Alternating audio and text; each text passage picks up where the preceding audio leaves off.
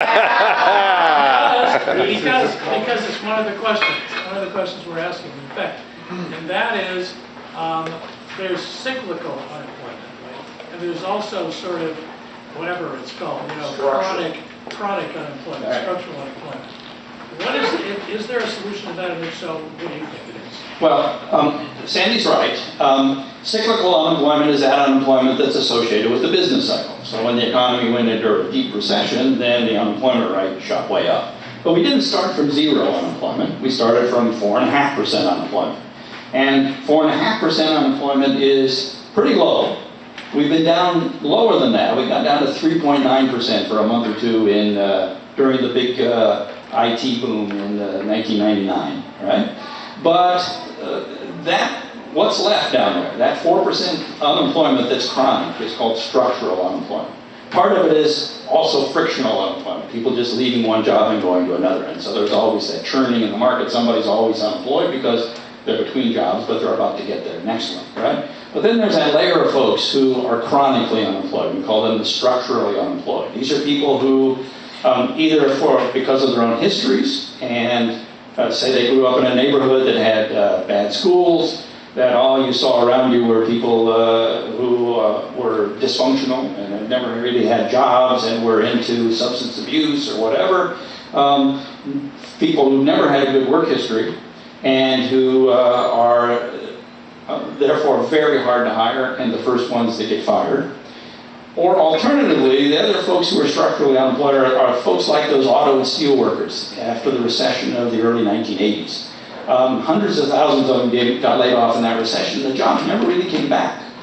We produce as many autos as we ever did in this country, but we do it with a whole lot fewer workers these days. So those folks who had skills in particular areas like steel and auto, but then the structure of the economy changed out from underneath them, they never got those jobs back. And a lot of those folks were 50 years old and took early retirement out of lack of opportunities. So that's the structurally unemployed. Now, the great problem with a deep and long-lasting recession, like I'm afraid we're already in, is that as people get laid off for cyclical reasons, the longer they're unemployed, and we have the figures now, we have more long-term unemployed, people who have been unemployed 6 months or longer. We have more of those today than we've ever had in our history, or at least since the 1930s.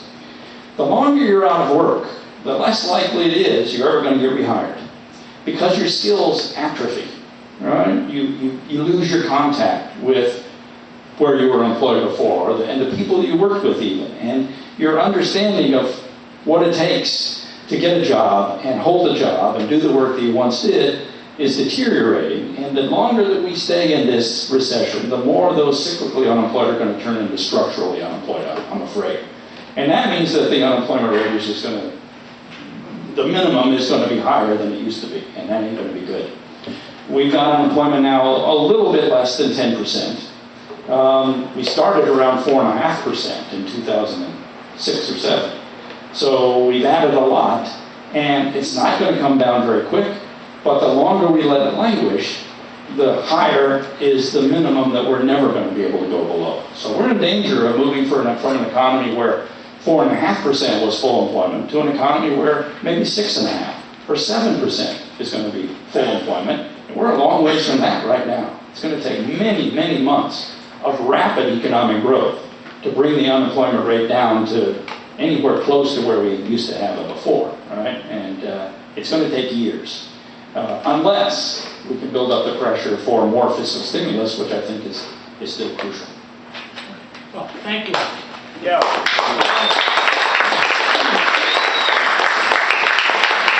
Now, the next thing we're going to do is a little bit controversial, because you probably all want to light into Alan, and that's understandable. You have an opportunity to do that in a half hour. But in the intervening half hour, what we're going to do is we're going to put you all on the spot and put you into small groups where you are going to discuss the questions that we've just been discussing, except you're going to discuss them amongst yourselves and get your opportunity to hear and to make some of the arguments relating to these issues. So what I want you to do is very quickly go around the room, and I think we've got about 30-some people here, just number off in fours, okay? So 1, 2, 3, 4, and so forth. And then we'll break up, and we've got all this space back there, so we'll be able to move into groups of about 8 and address these, some questions, which we will have some moderators to address with you.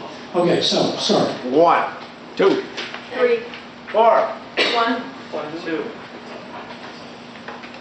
Then you're leaving? Okay, so then 3. You gotta remember your number.